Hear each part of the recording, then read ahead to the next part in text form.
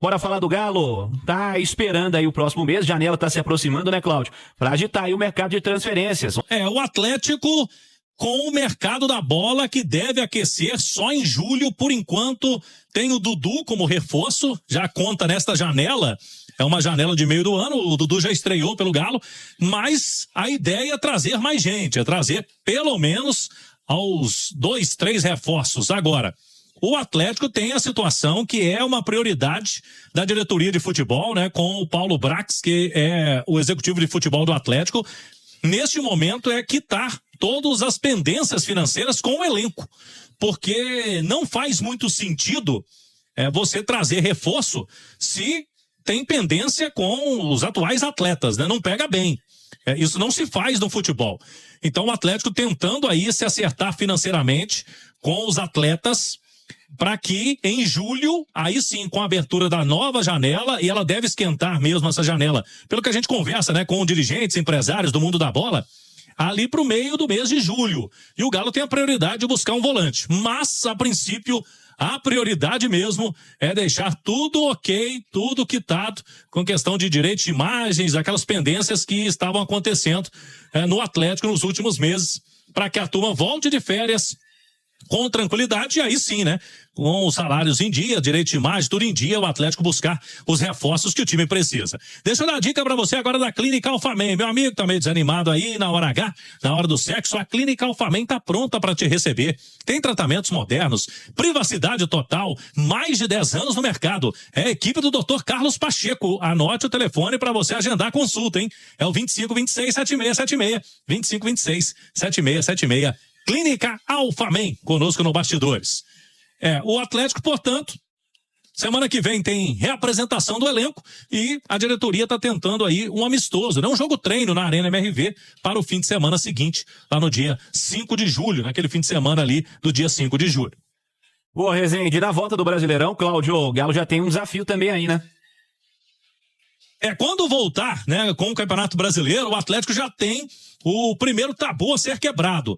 O time já há algum tempo não vence o Bahia. O Bahia, que é o adversário do dia 12 de julho. A última vez que o Atlético venceu o tricolor baiano foi em 2023, 1-0 no Mineirão. Como visitante, o jogo vai ser lá na Arena Fonte Nova, o Galo não vence desde 2021, no ano da conquista do título brasileiro. Depois tem o Palmeiras, né? O Palmeiras vai ser o adversário seguinte no Campeonato Brasileiro. A última vitória do Atlético sobre o Palmeiras lá em São Paulo foi no outubro de 2023, quando venceu 2-0. E tem o Flamengo também, que é o outro adversário de mata-mata, além do Atlético Bucaramanga. O Galo tem que vencer o Flamengo e a última vez, para avançar na Copa do Brasil, tem que ganhar pelo menos um jogo, né, do Flamengo. A última vez foi lá em novembro de 2023, um 3-0 no Maracanã. Aquela grande atuação do time na época comandado pelo Luiz Felipe Scolari, o Filipão. Então o Galo tem aí, além dos grandes desafios, alguns tabus para quebrar nesse retorno. Inclusive tem matéria no itatiaesporte.com.br com esses dados todos aí, viu, Cirilo? Maravilha, Cláudio. Ale, o Galo terminou essa primeira parte aí da temporada, vencendo seus 2 últimos jogos aí no Campeonato Brasileiro. O Galo terminou essa primeira parte de maneira positiva, Ale Oliveira? Eu acho, inclusive, mais, viu? Se você assim me permite, né? Sim. Eu acho que essa primeira etapa aí da temporada foi boa pro Atlético, em termos de resultado. O que eu acho que talvez o torcedor tenha sentido falta foi das grandes atuações. Daquelas partidas que você fala assim, lembra aquele jogo? O Atlético jogou muita bola.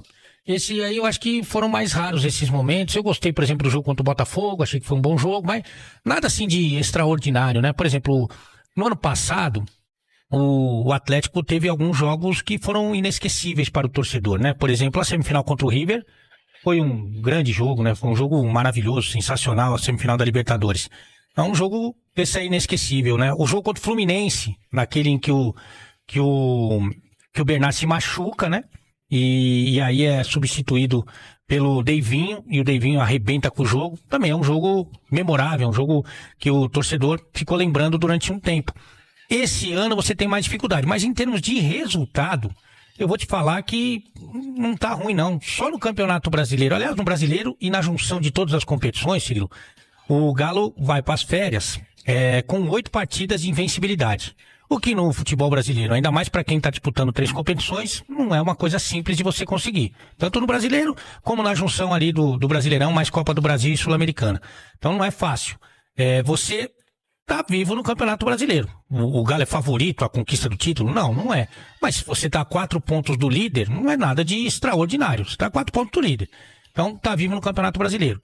Tá classificado na Copa Sul-Americana. Mas vai passar pelos playoffs. O Corinthians, por exemplo, nem isso, né? Então você tem time aí que acabou ficando pelo caminho. Está na Sul-Americana na fase de playoffs. E na Copa do Brasil, conseguiu passar por 3 etapas. Tem um adversário, um rival muito difícil, um rival importante, que é o Flamengo, mas também tá vivo. Então, em termos de resultado, eu acho que ok. Talvez o torcedor, até pensando aí nesses jogos da Copa do Brasil, pensando na fase mais aguda de uma Sul-Americana, na sequência do Campeonato Brasileiro, sinta a falta de um grande jogo, de uma boa sequência de boas apresentações, já que de resultado eu disse aqui que teve. Então acho que é isso que o Cuca deve ajustar no retorno do time, talvez contando aí com um reforço ou outro, mas recuperando aqueles que estavam lesionados, tentando colocar na melhor forma física e técnica alguns jogadores que foram contratados, para que o time tenha aí uma segunda parte da temporada com jogos mais à altura que a gente espera, né, do Atlético. A notícia negativa do dia foi que o Galo levou 3-0 do Fortaleza no Brasileiro Sub-20 masculino. E aí a parada é a seguinte, Ale. 15 rodadas disputadas, o time tem 2 vitórias. É o vice-lanterna e no Brasileiro Sub-20 tem rebaixamento. 3 caem. O Atlético tem uma chance real, ou um risco real, de jogar a segunda divisão do Brasileiro Sub-20 na próxima temporada. Conversava mais cedo com o Edu Panzi aqui na turma do bate-bola e ele me dizia... Conversou com algumas pessoas do Atlético e há já uma leitura interna, parecida com a que eu trouxe do programa, de que, para mim, a base não é para formar time para ganhar campeonato. Que ninguém lembra quem foi o campeão sub-20 do ano passado. Não serve para isso. Mas todo mundo lembra quando abre o elenco profissional e vê quantos atletas formados no clube integram esse elenco. Esse sub-20 do Atlético, que é o 19º colocado do Campeonato Nacional, ele reflete uma realidade de descaso com a categoria de base nas últimas temporadas. Salva-se muito pouco, quase nada da categoria de base do Atlético atualmente. O Galo forma grandes goleiros ainda. 2 dos goleiros dos 3 do profissional são da categoria de base. No sub-20 os goleiros são bons, no sub-17 os goleiros são bons. Tem muitos bons goleiros aí no Atlético, isso é fato. Agora, basta olhar o elenco profissional e ver quantos atletas formados recentemente no clube compõem o elenco de cima, o time de cima. Se a base não ganhar nada, mas tiver ali 3, 4, 5, 6, 7 jogadores em condição de jogar no elenco profissional, tá tudo certo. Mas a questão é, a base do Galo não revela e, pelo visto, também não tem desempenho, né?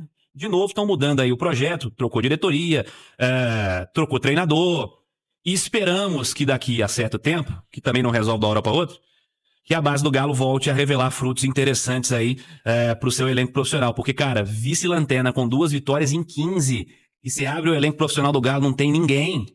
É chocante, Ale. Eu acho que você faz a somatória e aí você chega a uma conclusão. Por quê que eu falo isso? Ô Cirilo, tem muito time que, por exemplo, não joga o campeonato sub-20 com os jogadores ali de último ano, de penúltimo ano. Tem muito time que joga, por exemplo, com 17... Tem meninos de 15 anos, né? Os do 20 já estão no profissional, né? Já foram aproveitados, já estão vivendo uma outra realidade. E aí é super bacana, o time pode ficar em último, não pode ficar, sabe? Pode ficar em último, porque você tá, inclusive, dando rodagem para uma molecada mais jovem ainda, e nessa idade você sabe muito bem que um ano faz muita diferença, né? Faz muita diferença com relação à maturação, aspecto físico, desenvolvimento e tal. Você pode ficar em último, mas você olha pra cima, tem um montão de jogador lá, né? Da categoria mesmo que já tá servindo o profissional. Não é isso que tem acontecido.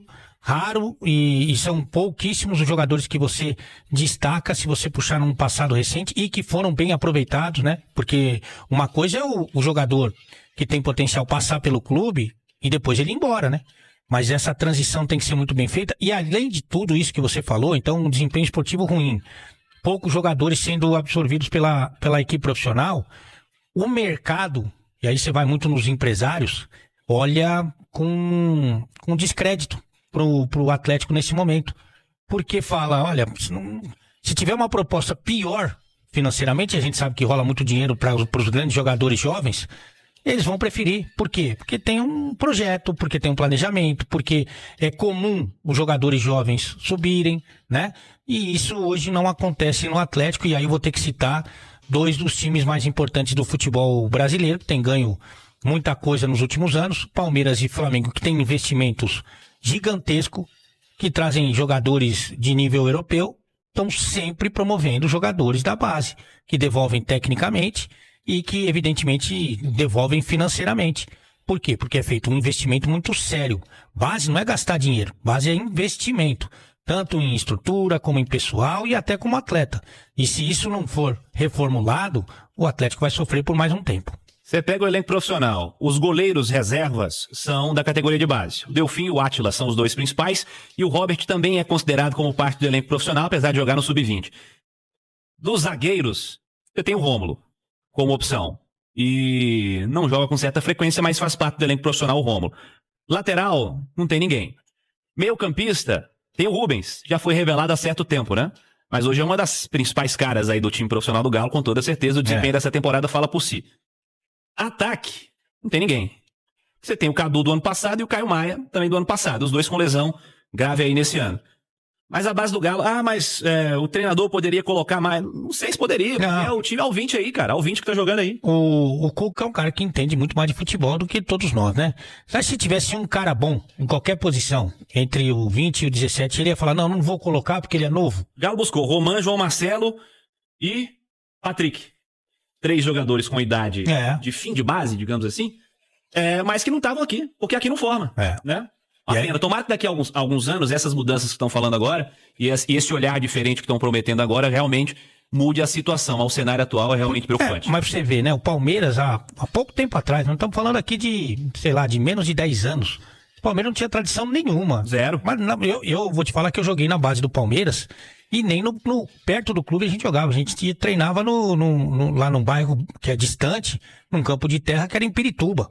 E eu joguei na base do Palmeiras. Tá certo que aí o arco-íris era em preto e branco e o Mar Morto tava doente. Faz tempo pra caralho.